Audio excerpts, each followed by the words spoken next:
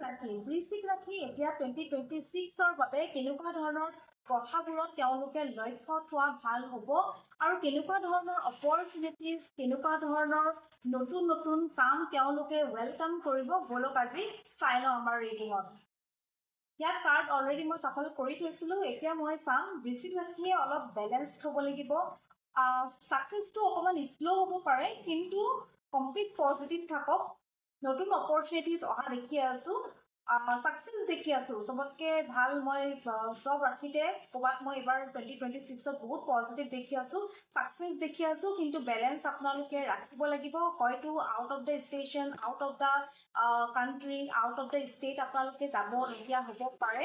বহুতখিনি মই আপোনালোকৰ ছাকচেছ কিবা অহা, হয়তো আপোনালোকৰ কিবা জবত বা হয়তো কিবা বিজনেছত বহুত আপোনাৰ সময় ভাবি আছিলে কেতিয়া ছাকচেছ পাম, আপোনালোকৰ প্ৰচেছটো বহুত শ্ল' হৈ আছিলে, কিন্তু এতিয়া দেখি পাই আছোঁ 2026ত আপুনি ছাকচেছ পাব। যোনখিনি বিচাৰিছিলে এটলিষ্ট সেইখিনি আপোনালোকে ছাকচেছ পোৱা মই দেখি আছোঁ। আৰু অকণমান হয়তো শনিৰ ইম্পেক্ট হোৱাৰ কাৰণে অকণমান কেতিয়াবা আপোনাৰ আপছেট আপুনি থাকিব পাৰে, তেতিয়া আপুনি শনিৰ ৰেমেডিজ আপুনি কৰি ল'ব।